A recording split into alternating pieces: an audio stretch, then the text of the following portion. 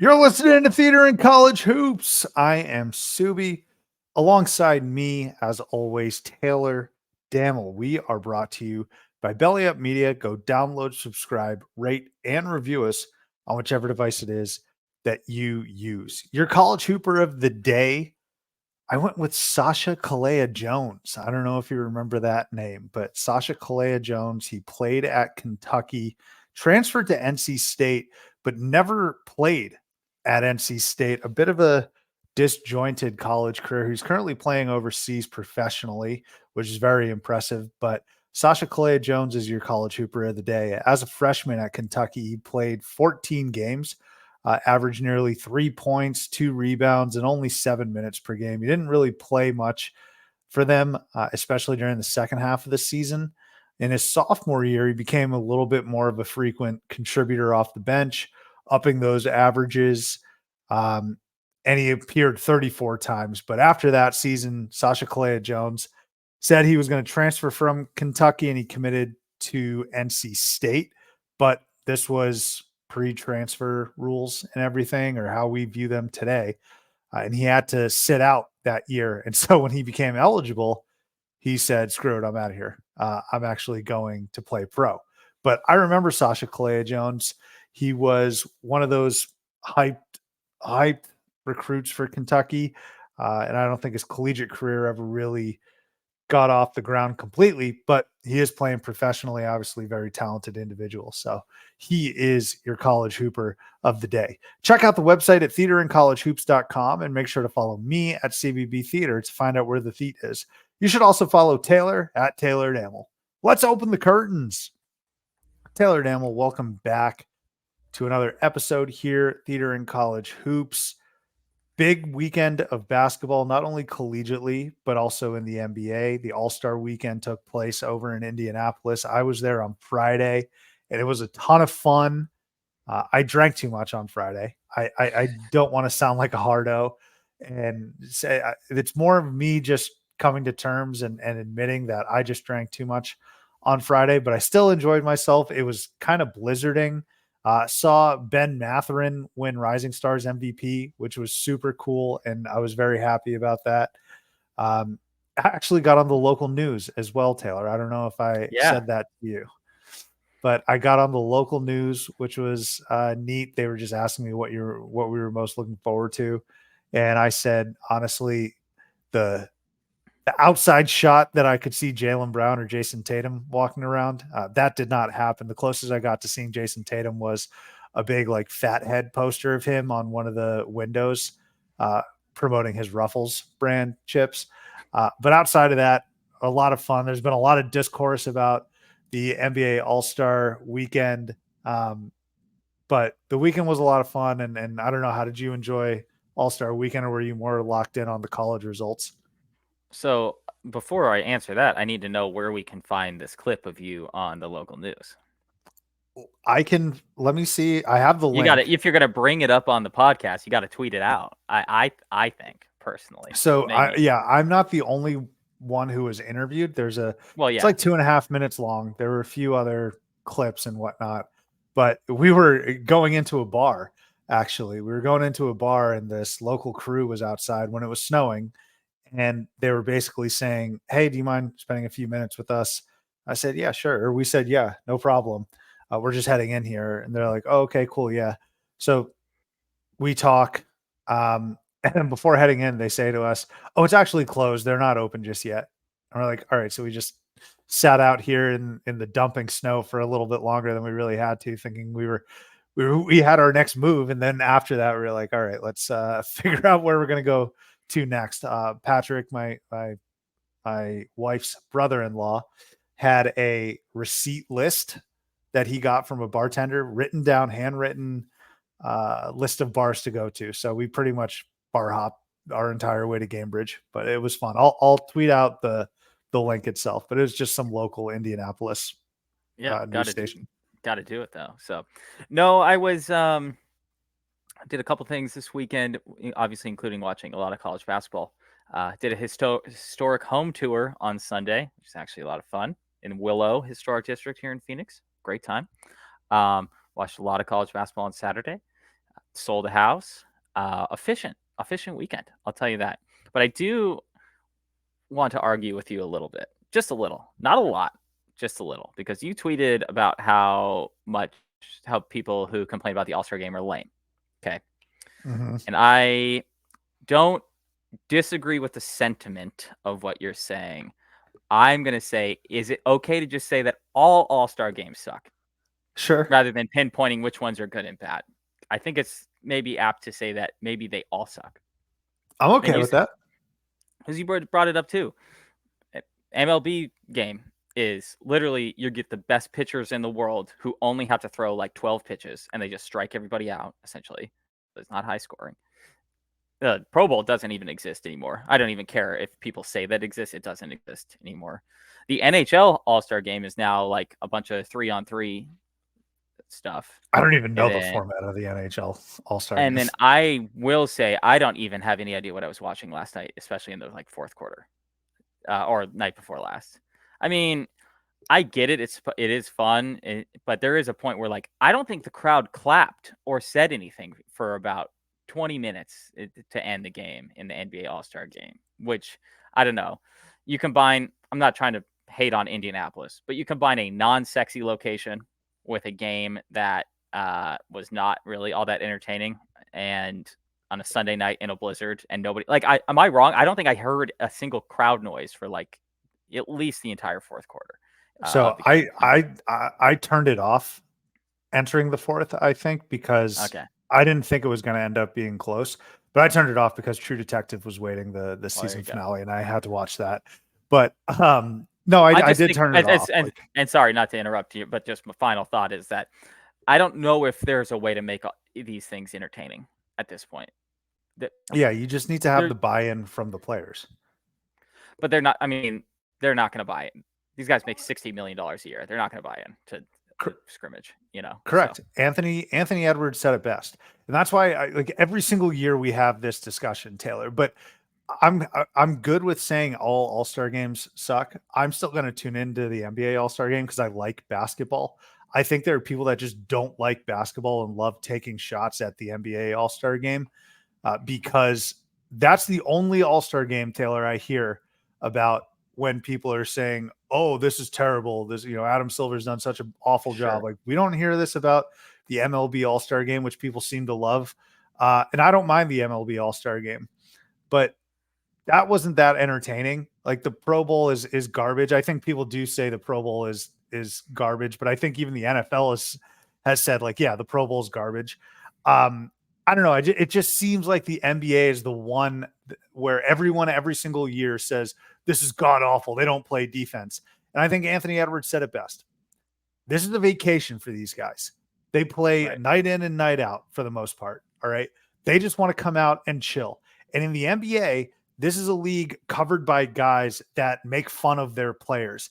And it goes back to my initial point of this is a league that you could argue is covered by people who don't even like the sport. And so when you have guys calling Anthony Davis, whatever it was, street clothes, and I love Shaq, I think he's hilarious, but Anthony Davis is street clothes, right? Everyone makes fun of Kawhi Leonard.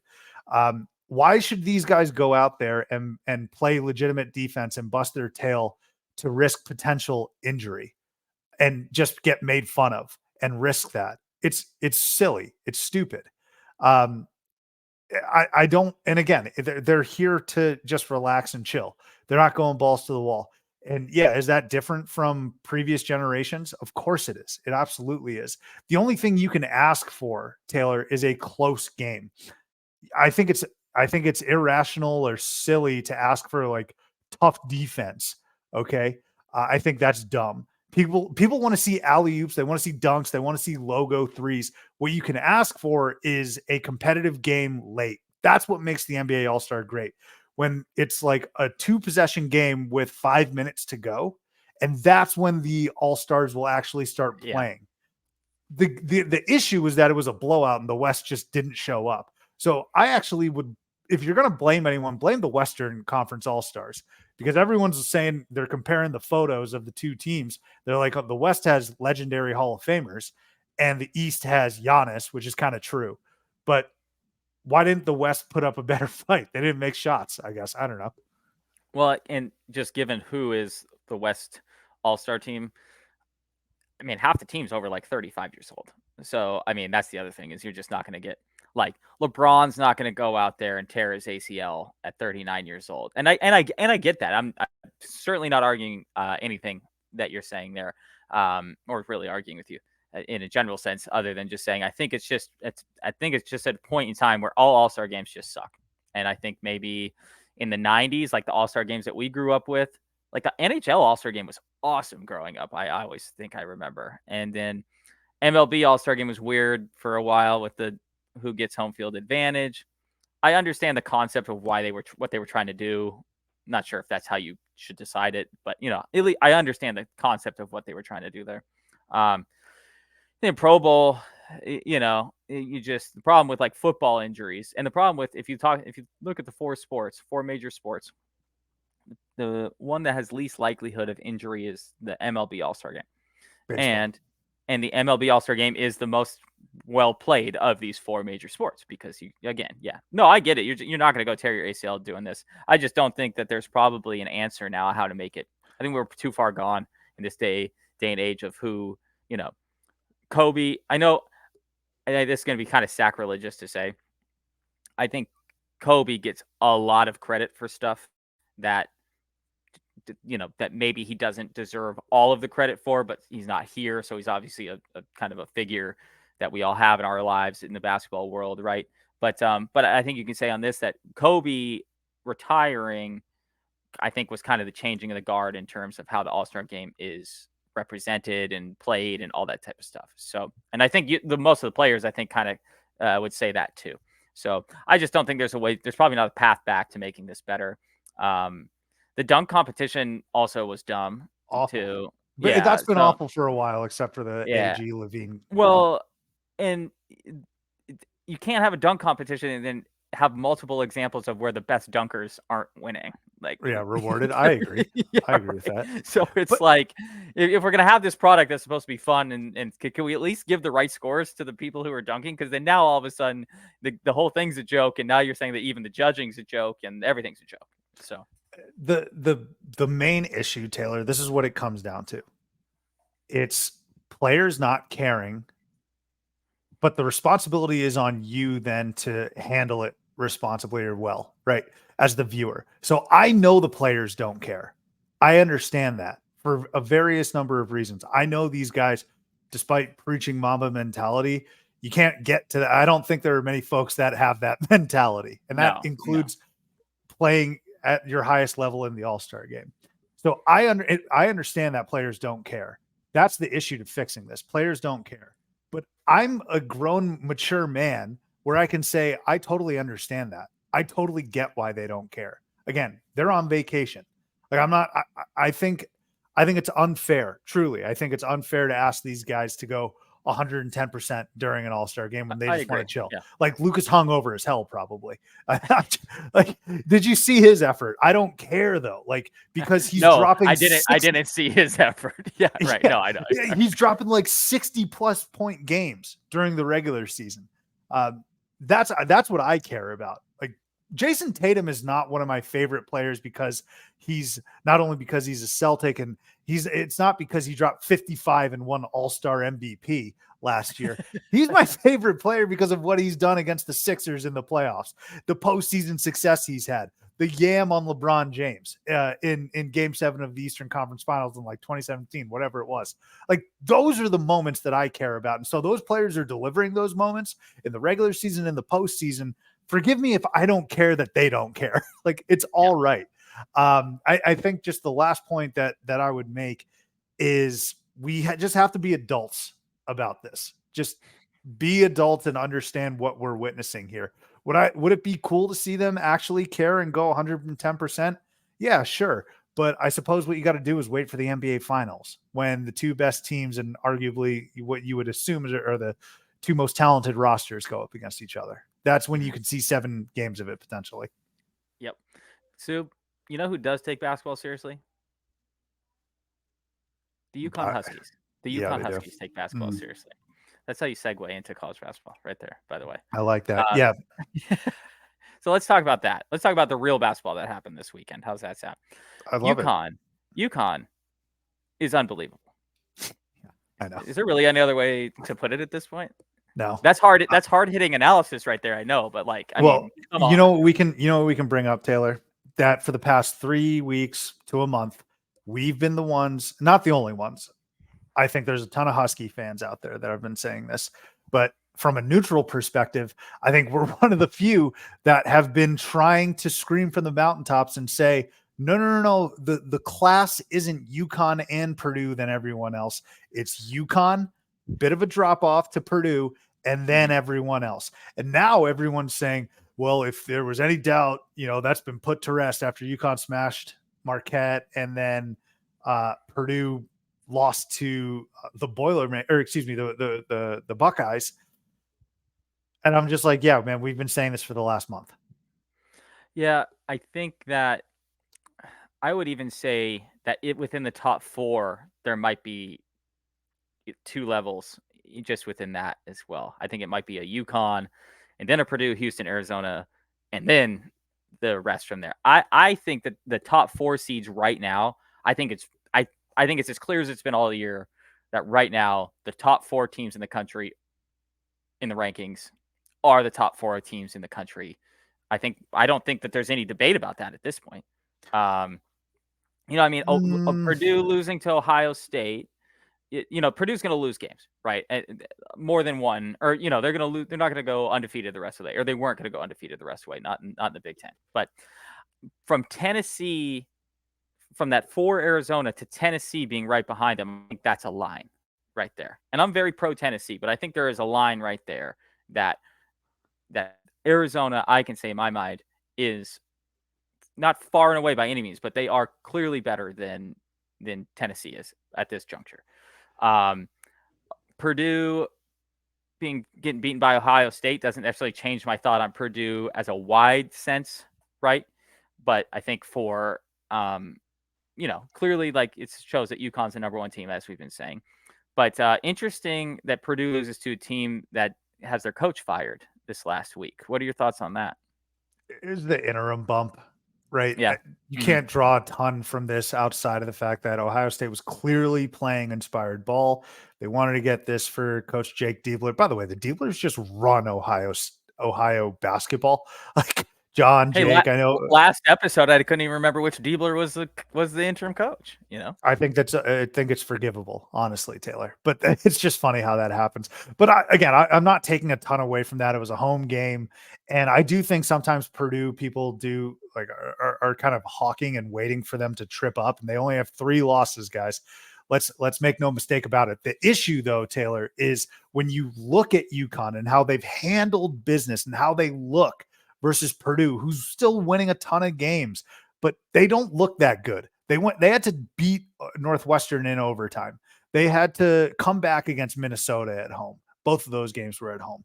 And then they ended up losing on the road to Ohio State. When you look at the differences, like, it's okay to call it out. It's okay to say that UConn took care of a top 4 team by like 30. Meanwhile, Purdue's struggling to get these wins. And that's not to say that Purdue sucks. It's not to say that they stink, but you can't say in all good conscience that they're on the same level as UConn. They simply aren't. The only thing I would push back in respect to what you had said, I would group Tennessee in that top 5. I think they're on the same plane as Arizona and Purdue. I do. I don't know. Actually, they might. Not to Tennessee's point. I still think it's UConn. I think it's a drop to Purdue, and then I think. I don't know. I don't know if I'm putting Arizona and Tennessee in those tiers yet. I'm not putting Iowa State, Marquette, no. or Kansas or any of those guys up there in that. So the line's either at 4 or the line's at 5. I mean, it's not 5. Yeah. 5. Yeah. Okay. Right. I don't know. Yeah. I'm not expressing my thoughts. No, I understand what you're saying, though. Yeah, you're just saying. I'm just saying the line is between 4 and 5. You're saying the line is between 5 and 6. I think we're both saying that for sure. There is a huge difference between like Iowa State and Marquette and Duke and especially when you get to like Kansas, Baylor, all those guys behind. We're talking about, I think, playing a different whole different field here when you're talking about when you get outside of even just the top 5 or 6. So if you look at how the rankings came in this week, Arizona is well within I think it's 40 votes, 38 votes, something like that of Purdue, which is surprising to me because even though I'm an Arizona guy, Purdue beat Arizona. I mean, we all know that, right? So the fact that we are that close at this point in the season, for as tough as a stretch that Arizona went through for about 3 weeks, not tough by their competition, tough by their actual playing ability at that point in time. I'm surprised that not only that Arizona was able to get back up to not only a 1 seed, but a unanimous 1 seed. So said the selection committee this last week. But then also that they've pulled so far that they can even potentially catch and pass a team that beat them on a neutral court, quote unquote neutral court this year. So that's a little bit what I'm surprised about, is not that Arizona is good, is that they've come all the way back to almost overtake a team that beat them earlier this year while having 2 more losses than them too. And so it's kind of that. I know I'm an Arizona guy, right? So I'm going to follow that stuff a little closer than everything else. But I'm just surprised as a college basketball fan that Purdue has, I don't want to say fallen, but Arizona's gotten all the way back up to Purdue. You could say it's a combination of both. The last 2 games, Arizona has handled business, and that is to say they smashed Colorado on the road, not close, and they actually smashed Colorado the previous time they played, and also Utah the first time they played. Of course, it took triple overtime to beat Utah, but that's a solid win. But the last 2 times they played, they destroy Colorado, and then they don't even keep it anywhere near close against ASU. No room for a Desmond Cambridge nonsensical 3/4 make a wish type of foundation shot. All right. Like none of that nonsense happened. Arizona just completely destroyed them. Whereas, like I had mentioned, Purdue's last few outings, despite having won majority of them, they've struggled. They haven't looked invincible. That's how I would describe it. UConn looks invincible. As in, like, how the hell do you beat these guys? I could rationalize and I could justify how Northwestern beat Purdue. I can rationalize and justify how Ohio State beat Purdue in looking at that matchup. If I go back and I say, how the hell did Seton Hall beat UConn? Yeah. And Seton Hall's a good team. Again, that speaks levels to UConn, man. I'm just like, how did Seton Hall beat this team? That makes no sense. So UConn looks invincible. Purdue does not. And Arizona is starting to look like a buzzsaw, really. So they also, by the way, the Wildcats are going to be hosting a top 25 team. And let me scroll down a little bit. I want to shout out Washington State and Kyle Smith coming in at the rankings at 21. This is a found opportunity for Arizona. This is huge. And this is actually one of their losses. And I think a lot of folks, when they lost to the Cougars, were perplexed and upset. And by the way, that's 2 times that they've lost to Washington State in the last couple of years.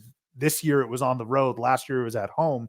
Arizona's going to look to get some vengeance and revenge there. But man, Washington State, I keep saying every single week, they are so damn tough. And Kyle Smith's nerd ball, we heard about this from assistant coach Jeremy Harden and the metrics and the numbers, but they are so tough, Taylor. They have that fabric, that DNA of a team that's never going to get blown out, and they're always going to hang tough. So that game in Tucson is going to be huge.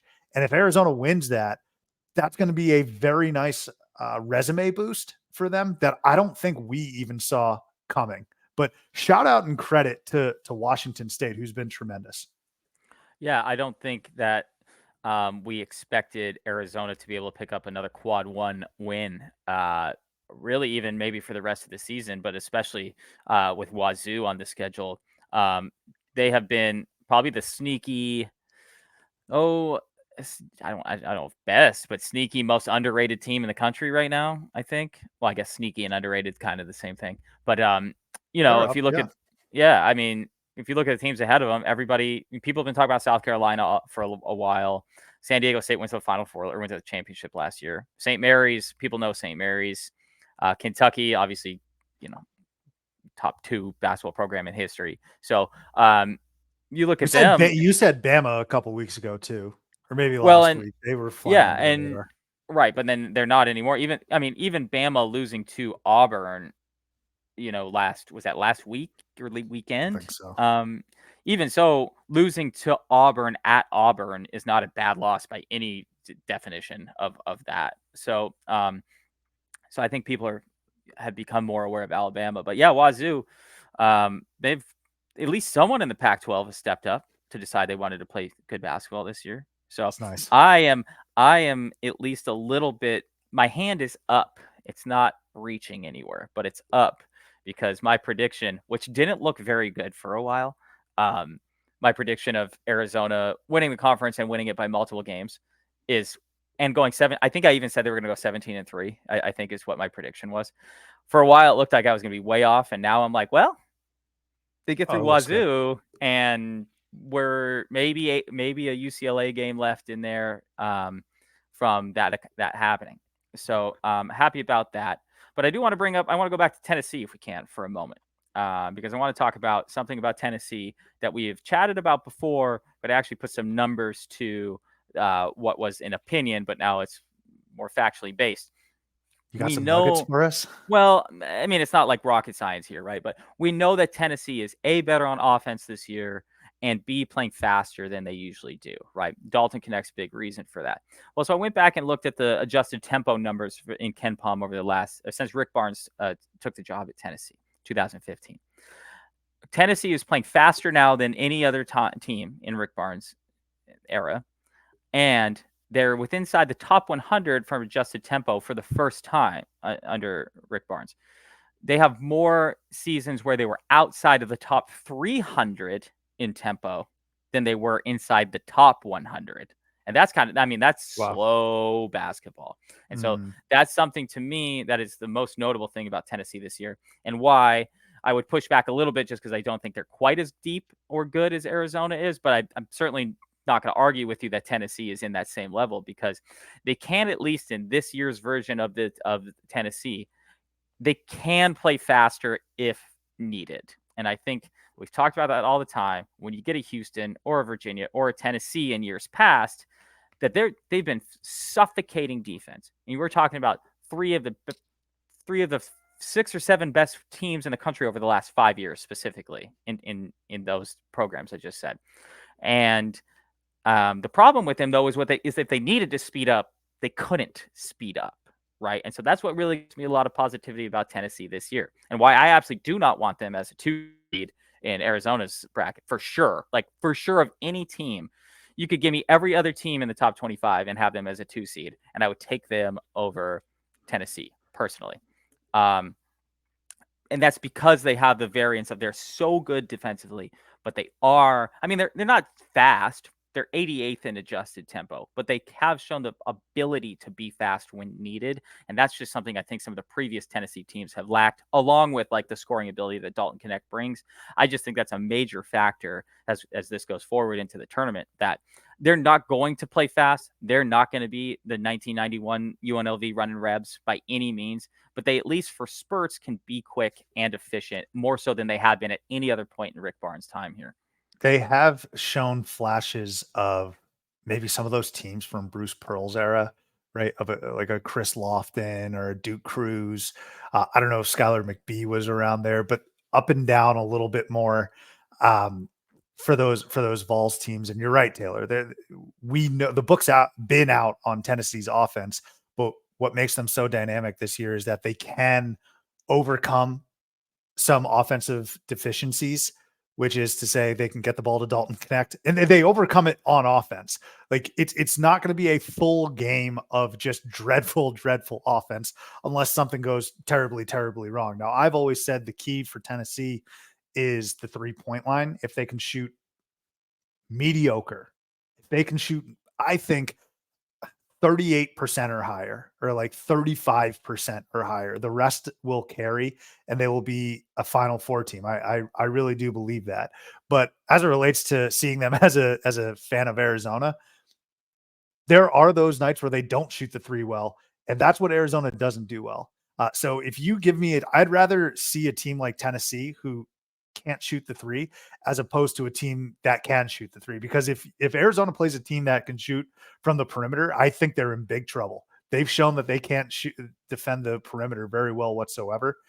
Their rebounding kind of troubles me as well. I guess we'll see what happens against Washington State, a stiffer competition for sure than ASU and Colorado and what we've seen now with Utah. By the way, the mountain schools, like, do you guys want to make the tournament at all? Yes or no? I guess it's not law. It's not mandatory, but I got Utah losing. They got swept by LA, didn't they? No, not Utah. No. No, but they split. They both split. Yeah. Okay. So Colorado lost to UCLA. Utah lost to USC, which is an awful loss, even on the road. Horrible loss, man. And then it took them. Then Colorado beat USC in overtime, and then Utah needed a last-second putback to beat UCLA. Sorry, I'm a bit confused here. Point that I'm making is this was, I mean, I guess the Saturday games or the last leg of those games for the mountain schools were absolute must-haves because Thursday night they just squandered huge opportunities. And I'm just sitting here like, do you guys want in? And you mentioned Wazoo's the only other serious team in the Pac-12, Taylor. It's so nice because I've been seeing tweets and I can't stress enough how much of a big opportunity this is as an Arizona fan to play Wazoo. Next year, we won't have to deal with this because every other game will either be playing on the road against a ranked opponent or hosting a ranked opponent. We're over here basically saying, throwing a party because we get to host a ranked opponent. Have we hosted a ranked opponent at all this season? I don't know if we have. No, I don't think so. I think we're all neutral site. Next year will be different because all these teams come back to us. But yeah. Well, next year will be different because we're going to have 10 We're going to be in a real conference. Yeah, right. But I'm over here just like, oh my God. It's like wandering through the Sahara and you see someone with water. It's like, wait a minute. Wait a minute. We get to play a ranked opponent. This is great. Like, I know Arizona's good, but I want to get tested a little bit. I don't know. I just went off on a complete tangent there, but it's just nice to get a ranked opponent on the schedule again this late in the season. Who would have thought that Arizona's loss to Wazoo was a better loss than the one to FAU? Yeah. I don't think that would have been the preseason prediction. Maybe they're not. Maybe they're equal. I don't know if maybe one is better than the other, but the fact that I think Wazoo's better. Yeah, the fact that it's a discussion is up there. So let me one more real quick. Go ahead. Just very quick on that.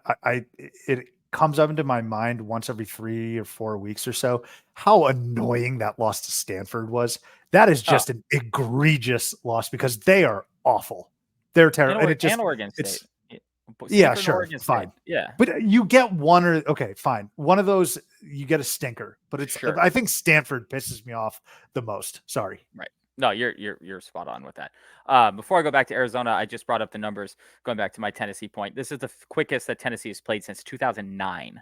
So essentially, I don't know if it's 08 or 9 or 09 or 09 10. I think it's 09 10 is what this has brought up. So anyway. That's our freshman year, sophomore year of college. They haven't played this quickly since then, and they weren't even good. They were not good that year either. Like 35th ranked team in the country. So, one more thing about Arizona. I don't want to belabor or too much about Arizona here, but we haven't talked about Arizona in a while. It's all right. They're rolling. Yeah, right you're now. Right. We actually really haven't for a team that is as good as Arizona is. We've kind of taken about a 6-week break from talking about them extensively. I was very hard on Umar Ballo coming into this season. And I think for the first half of the season, he played exactly how I described that I thought he was going to play. People nationally thought he was a better rebounder than he was, and people nationally certainly thought he was better offensively than he was. Now, ever since those losses that we just talked about, or the Oregon State Stanford kind of situation there, he has actually played like the Pac-12 player of the year. He won't be, by the time this is all said and done, likely Caleb Love, which I'm totally fine with as well. They could pick any of those guys, and I'm cool with it. But Umar having as many double-doubles, and we're talking about not like 11 and 10 double-doubles. We're talking about like 23 and 11 or 23 and 13, like 20 and 15, like legitimate, real big man double-doubles. And his defensive presence and effort has actually picked up quite a lot too. And you could see that a lot specifically against ASU, who's not good. Not going to sit here and act like they weren't going to play well against ASU, right? But you could tell that when Umar was in the game, and one of the things that Arizona hasn't been able to do all year is when they've been playing a smaller lineup, Umar has been picked on a little bit by some quicker, smaller 5s and 4s. Umar was a presence down low, affected probably 7 or 8 different shots that and blocked a few too. So want to shout him out because I was hard on him earlier in the year. Didn't think he was going to progress to the level that he is now, but the last 3 weeks certainly has been the best basketball he's ever played in his life. And then Kylan Boswell, who went through an atrocious, I don't even think there's a better way to put it than atrocious stretch of basketball. Him along with Jaden Bradley have been the real difference maker for Arizona. Caleb Love is going to do his thing. I have more. There was a couple question marks about him coming into the year, more than a couple about how he was going to fit into this. He has chef's kiss fit into this team as well as you could have ever hoped to transfer with his kind of reputation would. I trust that guy to do whatever the hell he wants with the ball at this point. North Carolina fans probably don't, but like for what he's shown in the Arizona uniform, he can do whatever the hell he wants. I think it's a good decision. So go ahead. I see you're. No, So no, you got to no. react to it. Well, Carolina fans should trust him regardless. I don't care that he had a terrible season. Right. I guess for like he hit one of the biggest shots in Carolina history. That would be Right. enough for me. Right. Yeah. Okay. That would be enough for me. But yeah, I totally am with you on Caleb Love, and I actually have to repent a bit because when Caleb Love came to Arizona, I said, let's be a little cautious. Let's hang back. But like I said this, so I want to make Hand sure up. Me too. No, I mean, me too. I'm with you there too. But yeah, go ahead. We need to take ownership because we were saying, look, there's going to be a lot of peaks. We knew that, but we thought that there were going to be a lot of valleys. I haven't seen any valleys, and who knows? The absurdity of this sport has the ability and the opportunity to rear its ugly head, where maybe Caleb Love does experience some valleys, and I hope that does not happen. But we haven't seen it yet. It's all been peaks with Caleb Love. He has been absolutely amazing. Umar Ballo's coming on recently. But the two people that you mentioned in Kylan Boswell and Jaden Bradley, I'm very, very happy that you did. Jaden Bradley has come on so incredibly well the last few weeks. He's been playing lights out off the bench. And here's the way I describe their importance. If Kylan Boswell doesn't play well, as in 0 to 2 points, which has happened, Arizona will lose basketball games and they will lose a tournament game without a doubt. If he does play decent, 8 to 10 points, that's actually pretty well, I should say. If he gives you 8 to 10 points, Arizona's going to win a lot of games. They're going to win some games close. But I think if you get production from Kylan, the 8 to 10 points, I don't know, 4 assists, maybe a couple steals, you're going to win some games, but they're probably going to be close. If Kylan plays well and if Jaden Bradley plays well, Arizona's beating the brakes off of teams. Like if you can get both of those guys playing well, I don't think it's a stretch to say they're both X factors, Taylor. So I don't think Jaden Bradley's play is as necessary as Kylan's is to straight up winning. But if you want to have a chill March, which is impossible for Arizona fans, that'll never happen. But if you want to have a relaxing March as an Arizona fan, the recipe for that is getting Kylan Boswell and Jaden Bradley to play well together. Because if both of those two are playing relatively well, the only teams I see giving Arizona fits are, let's say, Purdue and UConn. I don't even know if Houston would give Arizona a fit, but Purdue and UConn, they've been so good all season that where I can say, doesn't matter. We can have every person on our team play well. They're going to give us a fit and a good game. But if both Kylan and Jaden play pretty well, I think Arizona's blowing teams out. Yeah, I think, if you look at the top 4 again, and just some of the teams you referenced, I think we can predict how each team is going to lose in the tournament already. If these 1 seeds are going to go down. Houston, if you speed them up, you'll be able to beat them. Now that's one of the toughest propositions in this sport is to be able to speed them up, but that is how you would beat them, right? Purdue is if you can pressure their guards and get Zach Edey into foul trouble. That's how you beat them.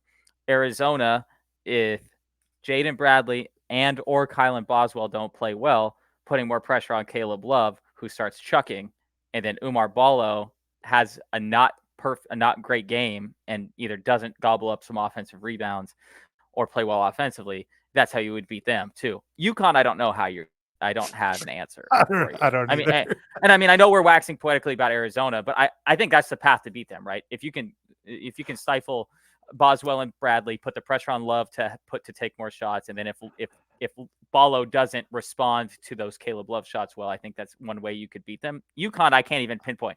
Well, as long as their top 9 guys don't play well, they're just unfair. I think the path to Arizona, and I alluded to this earlier, the path to beating Arizona, I think if you take away either Kylan or Jaden Bradley and you shoot well from 3, or you out rebound, like if you do one of those 3 things, if you do 2 of those 3 things, you're going to beat Arizona. And I think you can make a case that you're going to beat them pretty handily. Like that's what Stanford did. They got incredibly hot. That's what Wazoo did. If you can shoot well, I still don't see enough from Arizona's perimeter defense. But we'll see. Taylor, the last thing I want to talk about real quick on this rankings reveal here as we're recording on Monday, let me highlight Florida at 24. All right. So preseason, I said Todd Golden was going to win SEC Coach of the Year. We had our midseason revisits, and I said that's probably out the window. But I think I said it was trending down. I didn't say it was completely dead. It's not completely dead. Lamont Paris has done an awesome job, but South Carolina is floundering a little bit. If Florida jumps them, okay. If Florida jumps them in the rankings and maybe in the SEC standings, who's to say Todd Golden can't win SEC Coach of the Year? Because they are probably out of everyone here in the top 25, they're probably the least you've heard about all season long. And that's okay. It's kind of taken them a while to get going and to get to this point of the season where they are indeed ranked. But I think we've talked and waxed poetic about 24 other teams. I'm not ready to completely give up my stranglehold on Golden winning SEC Coach of the Year. Look at Florida there at 24. Mm-hmm. Well, and the fact that they're ranked early enough with still essentially not a month left in the season for sure, but with a few weeks left in the season where that number will appear next to them ideally in your situation for the remainder of the season. They do play at South Carolina here a week after next. So they have been ranked early enough in the season, or with enough time left in the season, maybe would be a better way to phrase it, that SEC Coach of the Year narrative has enough time to at least build at this point. So we know it's not going to be Calipari, right? We know it's not going to be, I mean, Lamont Paris probably right now, but that could change, like you said. Don't think it's a Bruce Pearl year. I like Auburn, but I think they've had a few. I think they've had a few losses, too many losses, and I'm not sure Alabama has enough. They played such a tough schedule. The Alabama flying under the radar literally only has to do with like 4 games in December that they decided to schedule like all ranked teams in neutral sites or on the road, right? And they lost like all of them, which they aren't even bad losses. But I feel like you're spot on with Florida, where there's going to be just enough time to light that fire to say, okay. And actually, if you're a Florida fan, this probably came more so. I mean, we've been talking about Florida for a couple of weeks now. I'm sure the national for the public hasn't been, but I think you still have enough time to hang on to that. That game at South Carolina might be one of the deciding factors in that. So, but speaking of the SEC, a team that I kind of railed against last week, I want to say just give them a shout out for a great response, and that's Kentucky going on the road at previously spoken about Auburn and coming away with a decisive win, let's call it. I think they won by 11. That's a great bounce back. They played well defensively. Auburn's a good team. We know we joked last episode that Kentucky couldn't guard you, me, my daughter, whatever. That was a really good response. Now, will that maintain? I don't know. They certainly have the talent, as they always do, but I just want to make sure we highlighted them because I kind of rallied against them a little bit last week after they lost to Gonzaga. But a hell of a response. You couldn't ask for a better response than what they had this week, not only in the fact that they did win that game, but in the manner in which they did it as well. Yeah, in an incredibly difficult environment. I agree. Great bounce back win for Kentucky. And I've always been saying, look, yeah, they can't defend, but it's funny how fickle college basketball fans are because they go through a bit of a rough stretch and we completely forget that they were a top 5 team and a potential Final Four threat, national title threat, which I think they are. I definitely think they are. I think if their defense gets right. Now, if their defense doesn't, and I still need to see more, then yeah, they're limited. But if you can string together 3 to 4 games of good defense, then Kentucky's as good as anyone in the entire country. And there's only so many teams, Taylor, that are so talented and elite with their offense and their players where you can have a glaring weakness and still be good enough to win a few games and then see where it takes you, so on and so forth. That's Kentucky. I don't want us to lose track of how good Kentucky really is, despite how bad their defense is. Looking good, just going back to coach of the year in the SEC, potentially, it might just end up being Rick Barnes. Why the hell not? Like if South Carolina and Florida don't surge and finish in a top 2 position, just give it to Rick Barnes, who's been amazing. I think he's closing in on 200 career wins at Tennessee. I don't know. I think keep me honest here, 800 total or career wins. Rick Barnes is an amazing coach. And I think he deserves more. I think Rick Barnes deserves a little bit more grace and maybe sympathy for how great of a coach he really is. And people forget that he's actually been to a Final Four. He just seems like a guy that hasn't, because of some of the recent years towards the end of his tenure at Texas and what's been happening at Tennessee. But Rick Barnes is an amazing coach. And it wouldn't shock me if he just comes up and he says, yeah, I'm going to win SEC coach of the year. I think I'd be totally fine with that. I think Rick Barnes he'll probably be a Hall of Fame coach. He should be. I think he should be. I think he's more like a hall of really good coaches, just given the fact that like his only Final Four is the Cinderella Final Four, I mean, he's got, or maybe Cinderella is not the way to put it. Yeah, Cinderella is not the right word. That's a good Texas team. Yeah, you're right. I guess as a Final Four at a school that isn't known super well for basketball. I mean, it's super well known in Texas. It's not like we're talking about like Sister of the Poor program here. Point being, he hasn't done it in 20 something years. He's like a Donald Driver of like he's been really good the whole time. I think if you have a Final Four under your belt and you have the amount of wins that Rick Pitino does, he deserves respect. You got to have Rick both. Barnes. Yeah. Rick Barnes. But that's actually a Freudian slip because I do want to talk about Rick Pitino. Well done. I mean, thank you. Maybe not well done, but I saw where you're going with that. It worked. Yeah, it's like I juggled the ball and it ended up in your lap. But Rick Pitino had some comments about his Johnnies after they blew a game against Seton Hall at home. Quote, he says, "I'm not going to lie to you. This is the most unenjoyable experience of my lifetime. We are so unathletic that we can't guard anybody without fouling. If I said I was disappointed, that would be the understatement of the year." But Pitino didn't stop there, Taylor. He took it a step further, criticizing his players' lack of athleticism. He said Joel Soriano is slow laterally. He's not fast. Chris Ledlam is slow laterally. Sean Conway is slow laterally. Brady Dunlap just physically weak. And Drissa Traore, slow laterally. These guys cannot move the puppies, apparently, Taylor. So he goes on to say, we kind of lost this season with the way we recruited. We recruited the antithesis of the way I coach. It's a good group. They try hard, but they're just not very tough. He also said that St. John's facilities are complete garbage. I think the direct quote was they were shitty. But some quick thoughts before we get to segments on old Slick Rick going scorched freaking earth here. I mean, I'm not sure this is the route that I would go to fire up my team. You suck. You suck. You suck. Yeah. Fuck you. You're cool. Yeah. Right. I don't even think he did the "you're cool." No, there was no "you're cool." Yeah. They've lost like 8 of 10 though now, haven't they? Or maybe 8. Yeah. 8 of 10 on the road. Maybe very bad stretch. And they were playing well, or they were playing not well, but maybe better than what was expected. I'm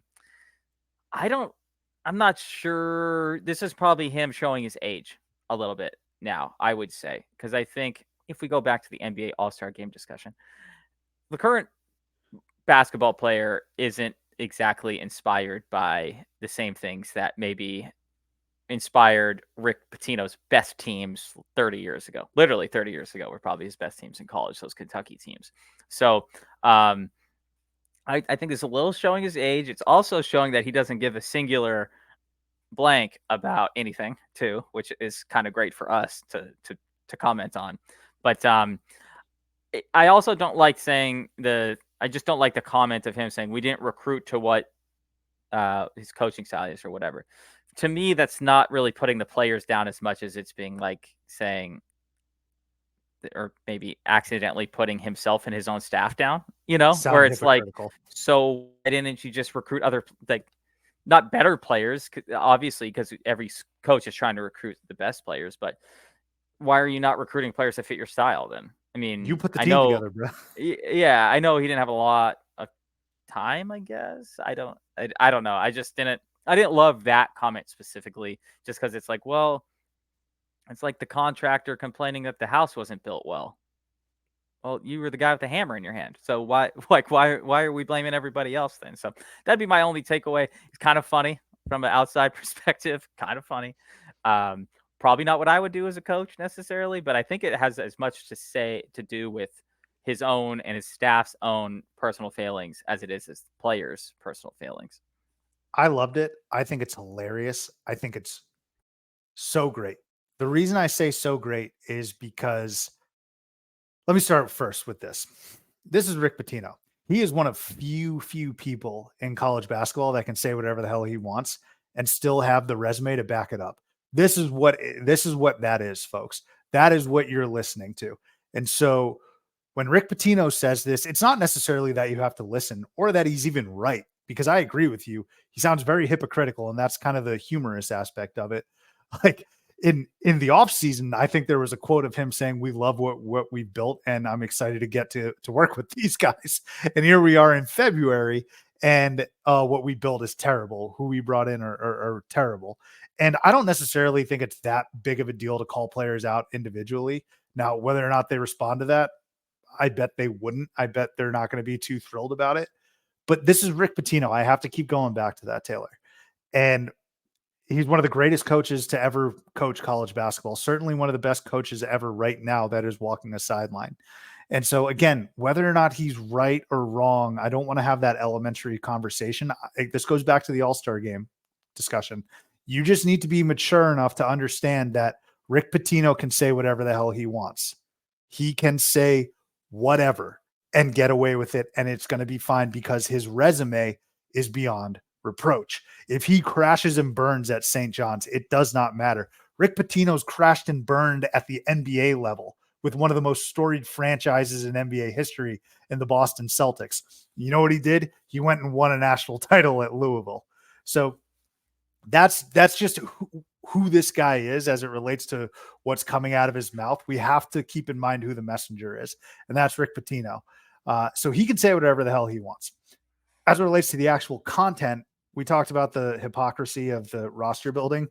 I did kind of think it was funny that he said these players cannot move laterally. I mean, you just got to, you don't even have to go up and down, north, south against these guys. You just have to swing and move the ball left to right, and you're going to be able to get a downhill path to the bucket. I don't know. He was just like, you suck laterally. And it's so specific, lateral movement, right? It's not like shooting. I don't know if it's effort, anything like that, but specifically lateral movement, you guys can't play. So I thought it was funny.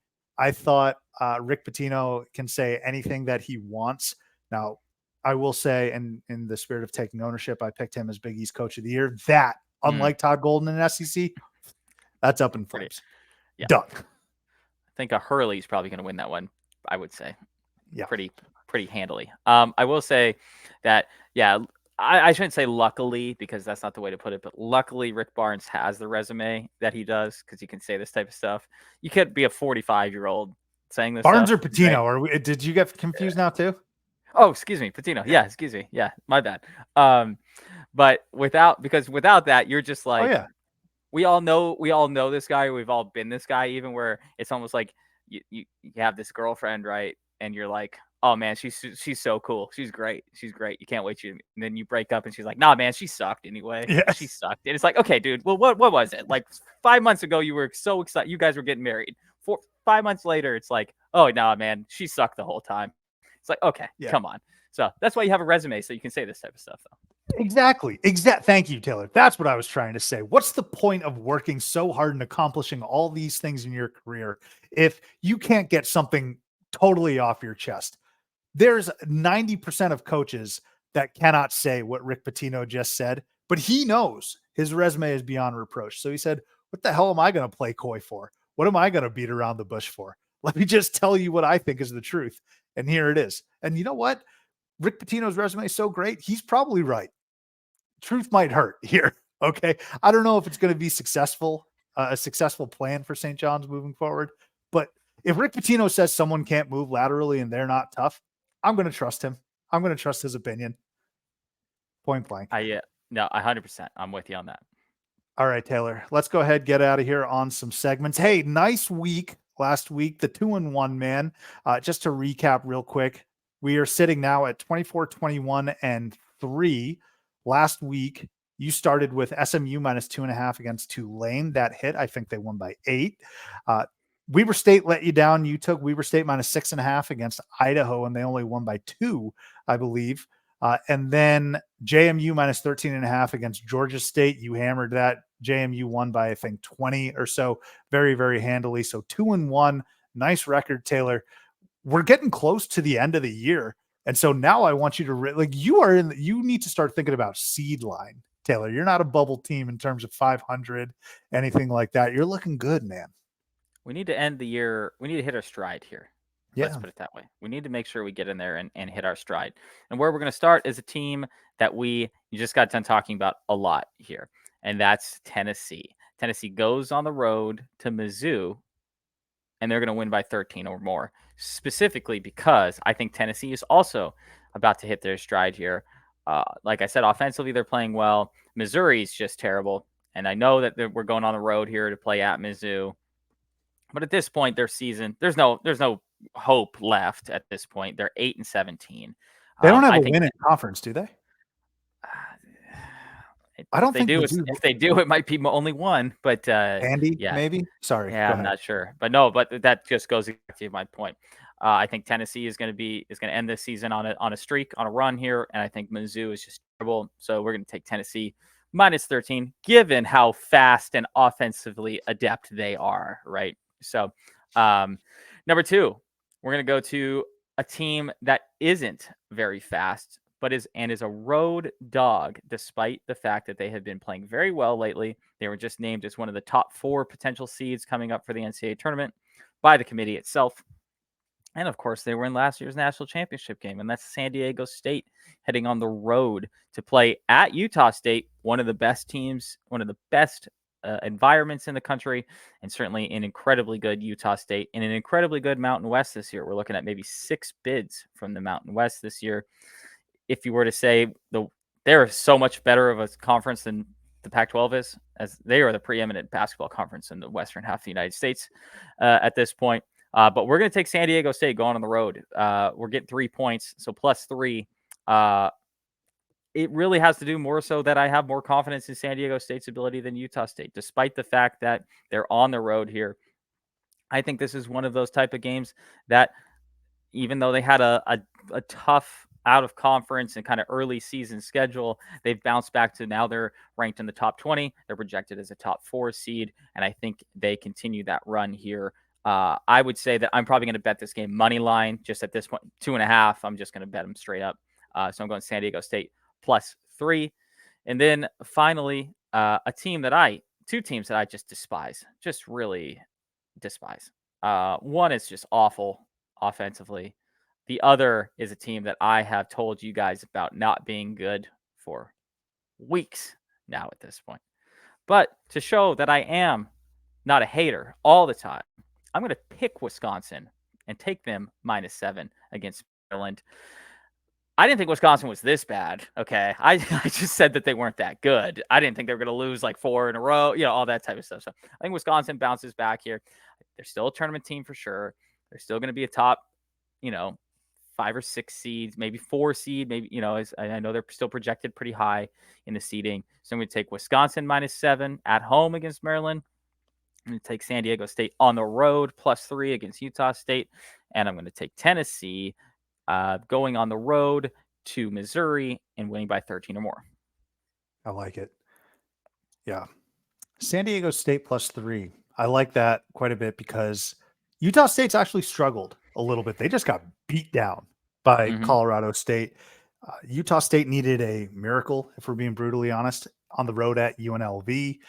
I love Danny Sprinkle. They're a tournament team. They're really strong, but they've struggled a little bit. And you're right about San Diego State. And the committee's projections on SDSU was a top 4 seed. I think that speaks volumes of how much they think about the Mountain West as a whole. I do think we're going to see 6. And then, Mizzou is just god awful. So crazy, man. Mizzou was 1 game away from the Sweet 16 last year.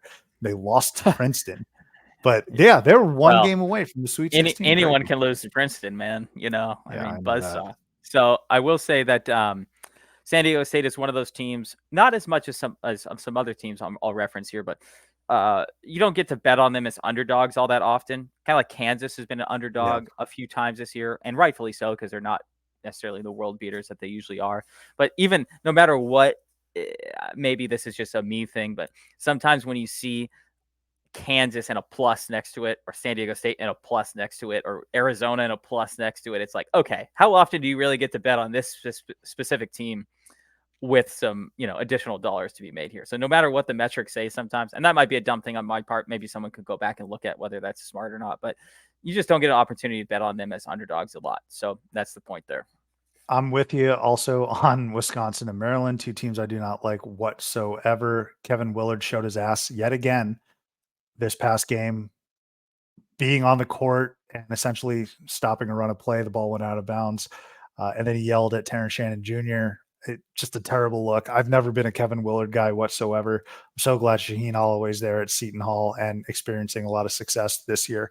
But yeah, Wisconsin looks terrible. Both of those teams really are plummeting. And Wisconsin's going to make the tournament. Maryland just doesn't look good whatsoever. Okay. Not so mid, Taylor. What do you got for me? Well, I want to congratulate the Chicago State Cougars, a team I have talked about and maybe talked about them about 2 months ago. I think it was pre-Christmas. Why I want to congratulate Chicago State is because they won their against Indiana University Northwest Indiana. Sorry, they played earlier today, didn't they? They did. The other thing I want to point out is that they did finish above 500 at home, and they finished the season 12-18. So what words did I just use there, Sub? Finished, because their season's over. That was their last game of the year. That was their last game of the year. It's February. It's going to be released on February 20th, and their season's over. That's it. They're independent, so there's no – next year they will be in a conference, so there's no conference tournament. They're not making the NCAA tournament. Their season – with a month left, essentially, for some teams, even the bad teams, there's a month left, right? Because even DePaul, there's a month left in the season, right? These guys, they're done. They're over. They're headed out to Cabo for spring break, and it's not even March yet. So shout out to them for ending the season on a high note. One of their best seasons in program history, actually, funny enough. And I guess efficient. What an efficient year. Hey, we suck. Let's just get this over with, So shout out to Chicago State. You know what they'll always have under their belt this year? They beat Northwestern. Yeah, they run Chicago. Yeah, Kings of Chicago, man. They would beat DePaul. They probably would. I don't know if that's true, but they probably would. So Chicago State, what a year. I hope they're able to get on a plane to, like you said, Cabo, or go hang out with Luka over in Europe. Go hang out with the NBA All-Stars. You guys are on the exact same break. Isn't that funny? NBA All-Stars. I mean, it's not halfway through the season, but this is our break now, but Chicago State's done until next season. And it's legitimately hilarious, I think, that not only is their season end this early, but it ended at like a noon tip on a Monday. Like just to get it over. Matinee finish. They couldn't even wait until the evening of the last game. They had to do it at the middle of the day. On a on a holiday, on a Monday holiday too, where it's like, no, big Tuesday night. No, let's just get this over with on Monday at noon. Thank you. I kind of wish they did that with DePaul. That's how bad they are. But yeah, Chicago They State, I should, love that shout out. yeah, DePaul should just be like, hey, can we just, let's just. I mean, their season's going to end on a random day during the day in the Big Ten in the Big East tournament. Like the first game that they play, they're cooked. So DePaul's the perfect example. Sorry, DePaul's the perfect example of why the ACC isn't going to have all 18 teams in their tournament. I know they're not ACC, but next year, they go to only. I don't like that 14 of the 20. I know. I'm just saying that like they're going to look at DePaul and be like, well, yeah, that's why. So don't eliminate the chance. Let them try. Okay. Like let them at least try and get slaughtered. I'd rather DePaul just quit playing the regular season and gear up and focus every fiber of their attention on postseason play. That's what these teams should be doing instead. My not so mid Taylor is going to go to a young man from Hofstra. All right. Hofstra beat Northeastern this past weekend by 20, 82-62. And a big driving force of that was Jaquan Carlos, Taylor. He had 19 assists, dude. Jaquan Carlos had 19 assists to go along with 8 rebounds and 5 points. So really what he was doing was attacking the glass and getting everyone else involved. 19 assists is a wild, wild stat. It's a wild number. Very cool to see. And that was, it seemed, I didn't watch the game, but it seemed like a concerted effort from Carlos. After a while, when he starts getting rolling, he's like, all right, my whole thing now is to just find the open man and find a player to put the ball in the hoop for me. Scoring did not matter whatsoever. So Hofstra wins by 20 behind 19 huge assists from Jaquan Carlos. I'm curious to know how that impacts his averages and what he's got for an encore next up. I'm trying to think of the last player I can think of in college basketball that had like a 19 assist type of game. Did he come close? Yeah, maybe. I'm trying to think. I mean, I don't know if he had 19, but you know who may have had a ton is, remember when Larry Drew was at UCLA? UCLA. I think he had a game or at least a couple games in there that I think he had a ton of assists. Was he Larry Drew too? Right? Yeah, I mean, I just know he played for both Carolina and UCLA. I feel like he had like a crazy amount of assists one game. But yeah, that's the only thing I can think of in terms of the last college basketball player that I can think of at that level to have that many assists. Jaquan Carlos, not so mid at all. Who's your lane violation, Taylor? Well, it was going to be Rick Pitino, but that was certainly worth an entire discussion. So I'm going to go with whoever operates the elevators at Long Island University. That's great. I know you saw. I can tell you saw this. So the Farley Dickinson Long Island University game over this last weekend, FDU the game got delayed because FDU got stuck in the elevator, which is just hilarious in the first point that the locker room's not on the same level as the court, which tells you just the size of arenas we're playing in here. But the fact that an entire game could be held up because the whole team is on an elevator is definitely a violation. I would say let's make sure these things work in advance so we don't have to delay the game. So let's go with the elevator operation. I think most elevators are made by Schindler, I think. No list. I think that's the company. You have to fact check. I know they make a lot of escalators as well. There's your fun fact. So I'm not sure who has produced this elevator, but let's do better. Not only is it very college basketball, it's very NEC. I feel like the NEC is college basketball. Yeah, it's very college basketball, sure, but like this is a new low, and the NEC somehow always delivers that. These small gyms. And I'm not trying to make fun of them too much, but this is just a very NEC type of thing to happen. I feel like LIU has been involved in transportation issues and delayed games, et cetera, et cetera. So I'm glad everyone was safe. I'd kind of be panicking if I was stuck in an elevator. Dude. That's scary. That's with 12 7-foot dudes on the yeah. Like stop breathing all the air. We only got a certain amount. Taylor, before I get to my lane violation real quick, let me just show you that. Mr. Tommy Lloyd extended Oh, there for we the go. Arizona Wildcats. Perfect.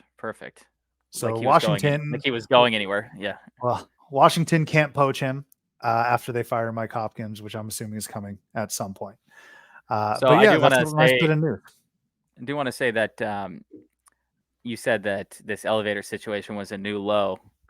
I'd say they were trying to accomplish the low and didn't and Mm. didn't didn't accomplish that. I'm sorry. I'm No, that's really terrific. That is really terrific, Taylor. I love that. Hey, my lane violation is Sebastian Mack for UCLA. You brought up Larry Drew. Let's go to another Bruin, Sebastian Mack.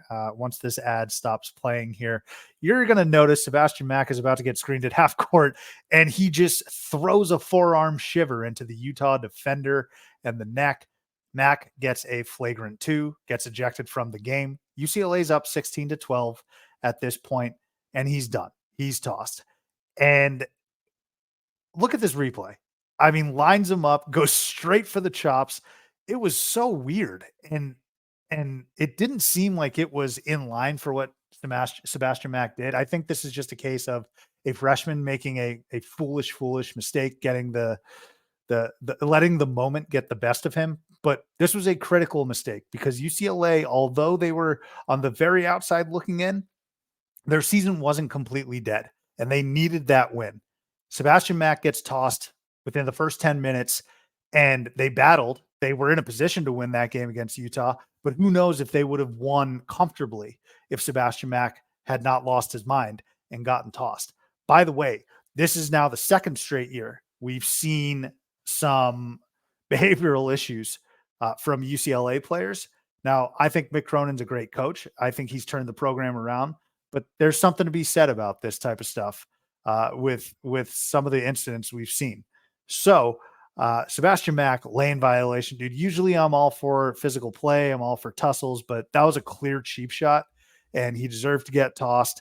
I think he's a really good player. He might win Freshman of the Year, and I think he's going to learn from this. I'm not going to paint a broad brush on Sebastian Mack. I think he's going to bounce back, and he's going to understand and acknowledge that what he did was wrong, and we're going to move on, and that's fine. I'm not going to think of Sebastian Mack from this one play, but I do think it's kind of ironic and funny that the last 2 seasons, UCLA players have been in incidents, and both of their names are Mack.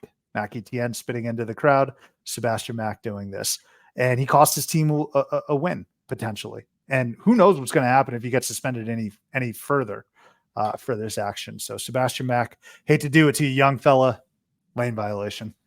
It was such a weird thing to watch happen too, because it's so early in the game. Like Yeah. this stuff happens, I feel like when like tussles are happening late in the game, like straw that broke the camel's back thing. This was like 11 minutes left in the first half, I think. So it was weird to watch because as I was watching it, I was like, did that dude just elbow that guy in the throat? Right? It was kind of behind the play. It was still kind of barely on camera, but yeah, it was a very strange situation.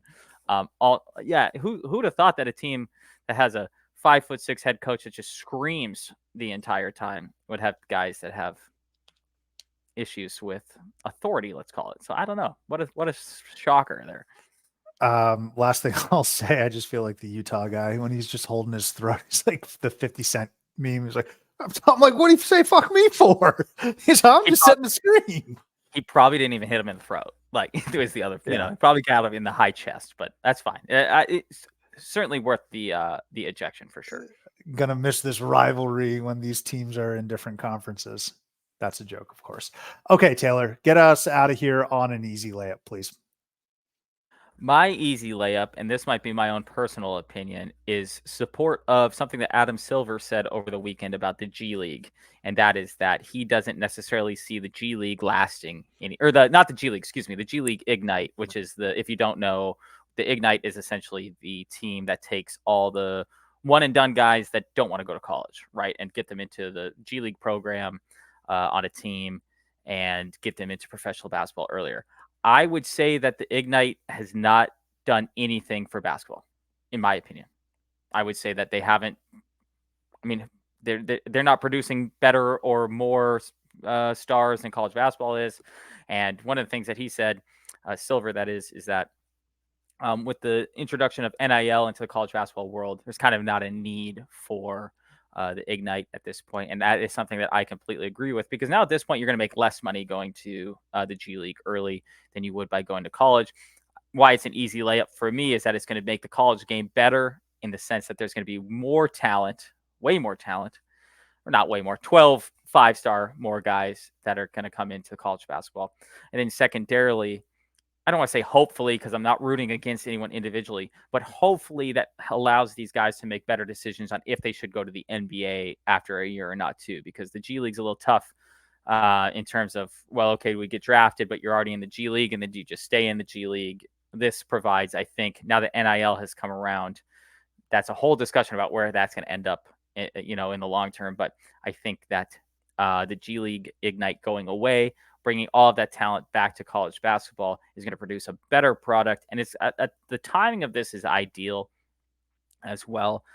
He didn't say it's going to end or not. Let me just put that way. But he said that they're going to reassess if it's a necessity. But you look at some of the next year's the last COVID year that we have for all these 7th and 12th year guys in college basketball.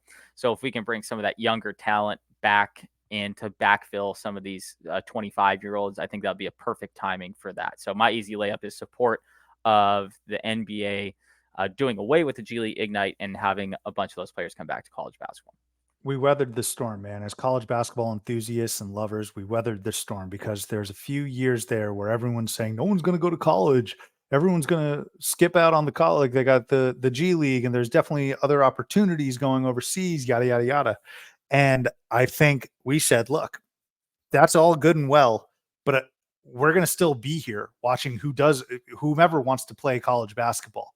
And the product may be down, and I'm okay with admitting it. It's not the same as when you're watching a Tyler Hansborough or, any of the, like a JJ Redick or anything like that. I understand we're not at that level, but it's not complete garbage. The issue, Taylor, is how much the international game has caught up. Those international boys don't need to go to G League Ignite because they've been playing pros forever at this juncture. And they can just, when they're ready, they can put their names in the draft process and the lottery, and they'll get drafted. It's so funny. We're at a point now, Taylor, where you have to specify some of the college basketball players. You have to specify that, yeah, this is probably the best American college player in the draft. It's so weird to say, but that's how you have to address a guy like Cody Williams, who's getting that type of praise. Cody Williams, who plays for Colorado, younger brother of the Thunder's Jalen Williams. I think he's a top 5, top 7 pick, but I think the 4 to 6 names ahead of him are all international guys. So we'll see how that plays out, but I just want folks to know that we weathered this storm. College basketball ain't going anywhere. We're still going to love it no matter what. My easy layup, Taylor, and I'm going to show my screen one more time, is just complete ineptitude and not giving a damn about your job. Look at this toss in the FAU USF game by this ref. He approaches, he doesn't even like get set. He approaches the jump ball men, Vlad Golden and whoever was doing it for USF, and kind of just shot puts it. And Vlad Golden tips it back to his player. The USF guy's like, that wasn't an actual toss, was it? And the ref just looks at everyone like, what are you waiting for? Go. Get going. So my easy layup is being this inept and having such a lack of care factor in your job where millions of people are watching that you just say, no, get going. Like, to have that lack of care and that level of care, which is so abundantly low, is nothing short of mesmerizing to me. This guy is one of those, he's your cube mate who just doesn't care and doesn't put forth any effort. And I have no choice but to commend it and respect it. Have you seen this, Taylor? So I'm commending your loop of this background noise, by the way. The fact that, hold on, hit pause. I can't even focus here. The fact that the background music continues to play I didn't like even hear after tip. Oh yeah, I was just playing for like 45 seconds. Shoot, the fact that no, you're good. At least it played on my end. I don't know if it'll come out in the recording, but the fact that the background music continued to play after the tip, well, the guy was just standing there with the ball in his hand, is a perfect example of why nobody knew what was going on. Like, the music continued to play. The DJ was going. They're like, oh, the game started. I guess the dude wasn't even within like 5 feet of the. This is like a JV. Like, hey, we need an extra ref. Like the one ref got caught in a snowstorm. Can we get you out here? And someone's like, yeah, no problem. And then, yeah, total flip there. I do completely admire your take on this, though, in saying that, yeah, good, just not giving a singular, anything about this game. Love it. It was amazing. A huge game where eyes are all on you. And he just, that's what unbelievable way to literally tip it off in the most anticlimactic way. Larry David would throw the ball like that. I think that would be the best way to describe this. It's because you're like, oh, I have to do this, and then that's exactly how we would flip it. I think that's my description of this event. I think that's good. I would also hazard to say it's Parks and Rec Tom Haverford when he's reffing in that scene. Tom Haverford just doesn't care, and he doesn't really know the rules.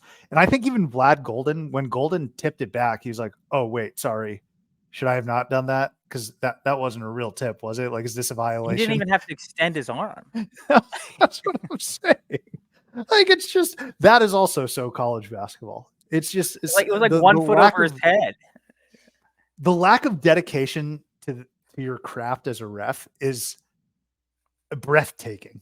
It's so breathtaking to me how you can just put forth such little effort and just be okay. And it's the players. It's the player. You look at the players. You're like, get going, man. Like, what are you waiting for me? What are you waiting on me for? Sir, that was the worst jump ball of all time. Speaking of Larry David, I do have to go watch the latest Curb episode. I also need to watch Houston, Iowa State, baby. That's going to be huge tonight. By the time this airs, we'll have a result. But Taylor, great episode breaking down the rankings. You know, we don't like rankings that much, but things are starting to take shape. Pitino's comments, segments. Thank you as always for listening. We'll catch you next time here on Theater and College Hoops.